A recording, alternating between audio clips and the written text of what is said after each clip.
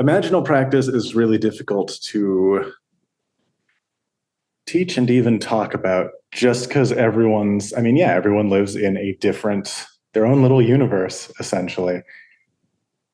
Let's start there. I have not found any better introduction to imaginal work than getting pretty good at dream work. And not like intellectual dream interpretation or pulling out the symbol dictionaries or anything like that, but more of a Hillman approach where like you return to the imagery and allow it to unfold on its own. You kind of step into a place of listening to the unconscious, whether that is, whether the unconscious is just your personal, this little brain sorting its stuff out, or whether you're tapping into species-wide currents, cosmic currents, whatever the hell it is. And that will affect your practice. What you think you are doing will affect what you think is possible with it and what you choose to do with it, right? But yeah, if you step into just a listening space with the unconscious, starting with dreams, because those are the most obvious one. The unconscious just throws itself at us for a few hours every night. And yeah, least we can do is politely listen and hang out and see what's up there. But yeah, there's like a bunch of skills that you build with that, many of which basically come down to putting yourself into a more spontaneous gear, kind of switching the roles of intellect and intuition, where during the day, intellect runs the show. We might like have little intuitions or bubblings up gut feelings about things throughout the day, but we run them past our intelligence first before we act on them much, right? You get some intrusive thoughts about, I should throw that brick through that window. You run that past your intelligence first and go, no, that's not going to be the call that we take today.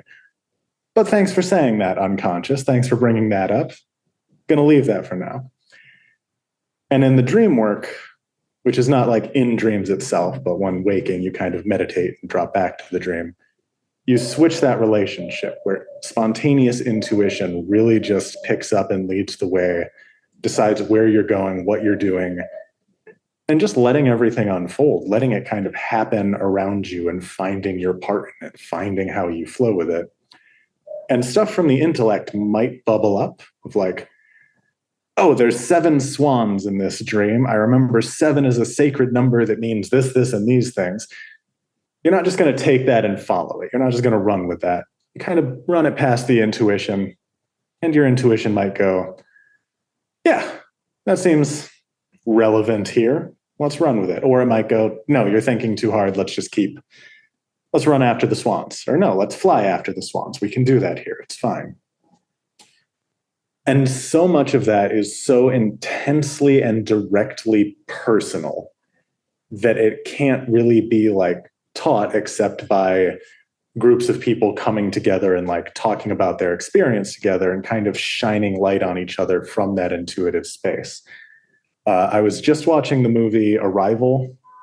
Yeah, Arrival. And an early scene reminded me of kind of the usual attitude towards dream work, towards the imaginal, where the colonel comes in with like this tape recorder of the aliens speaking, and it's just noises, the raw, that type of stuff. Hits play, puts it in front of the linguist, and it's just like, what do you make of that? It's like, I don't know. I need to like be there and talk to them or see them. He's like, well, you didn't need that with the Farsi translations. Well, I already know Farsi. I don't know an alien language. There's a similar thing here with dream work where people kind of expect this, dream dictionary attitude towards it of like, just bring your dreams to anyone. And there's like a set of systematic symbols and dynamics that you can just plug and play for any given person. That's not how it works. Everyone kind of has to get this feeling for their own inner landscape, for their unconscious, for the dynamics that are alive and at play consistently for them, and the texture of those, like how those feel in your mind so that you recognize them when they come up. Like, just to give a couple banal examples of like, oh, I had that dream of the tiger chasing me, and the flavor of that fear was very, very similar to the texture of the fear in that dream where my dad was screaming at me. Let's try going back to some memories of my dad screaming at me. Okay, yep, that is the same thing. And that reminds me of when my pastor used to scream at me.